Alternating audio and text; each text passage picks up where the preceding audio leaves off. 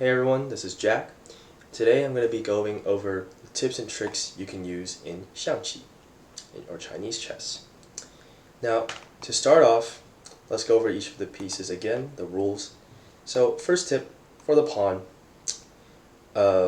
you want to get it across the river as fast as possible, and it's best to keep your pawns alive because once they cross the river, they're very versatile. They can go sideways instead of keep on going forwards. So their movement option is very, very good. You want to get as most pawns over the river as possible and to keep them alive in the endgame. That is the pawns have a very, very big importance in checkmating sometimes. Another big piece of advice, this unique piece, the cannon. As you know, the cannon can move like a rook, so it's very powerful. And the ways to take its pieces is like this, when there's a piece in the middle of the piece that you want to attack. So it's very, very versatile. Now, say like if I had the cannon here, it's very, very good because now the opponent can't use their guard to defend their king because I have a cannon here. My cannon is really just aimed at their king. And they can't use a piece to block because that'll be a check. So for example, they can't use their elephant, they can't use their guard. They could probably use their knight to threaten you back, but you can just retreat and they can't really block you anymore. They can't.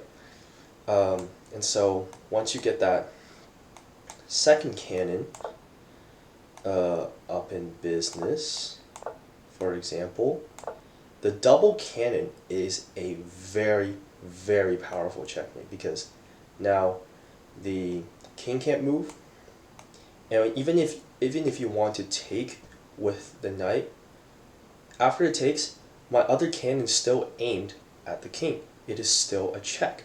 So the double cannon, if without two pieces blocking it, this is checkmate. You simply can't block it. So the cannon is very, very important, and it's very best to just let your cannon into an empty file and then have a piece move in front of it so you can always set up attack. The cannon is a very, very important piece. Lastly, develop your pieces quickly because let's say if I didn't checkmate this. Now, so most people play with their cannons in the middle because now I'm attacking this pawn. Most people would defend with their knight, with their horse right here. And the best idea is just to develop your pieces as fast as possible. You would sometimes see pros doing this. They might go here. This is obviously exaggerated. This they could try to protect. And the rook is very, very important. This is the third most, well actually no, this is the first most important piece in attacking because it can just move anywhere. You can literally set it up right here. You're threatening this whole line of pawns from crossing the river.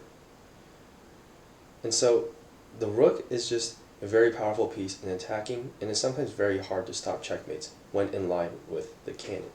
So be sure to develop your pieces early on in the game, and also reach a defensive position for your king, because unique to Xiangqi Chinese chess, the king is limited to this 3x3 grid, the palace, and so are the guards. So the only defensive play you can have is in this limited space, and it's best to defend it early on. So let's say that the cannon's coming here, he's trying to swing over to this side and make a threat on your rook, on your pawn. But now I have my cannon set up, so now he can't move here, which is good. But now he can use his other cannon and say, now he's checking me, and it's not always the best block, but in this case you have to. And so that now with the block, it is harder for your opponent to checkmate you on this with the double cannon because now you have a piece blocking. It's much easier to use, say, the elephant to block the check. It's very useful. And Then now the horse is also a pretty valuable piece. Once crossing the river, it serves as a side attacking, but it's not prioritized. So the most important pieces are the rook, cannon, pawn, and the horse in attacking. Without these pieces, you can't really checkmate because the elephant and the guard cannot cross the river, and pawns in the end without these big pieces, they can't really do anything. And so your best is to keep the rook, cannon, and horse alive. Pawns are also great at attacking, but they're not prioritized as much.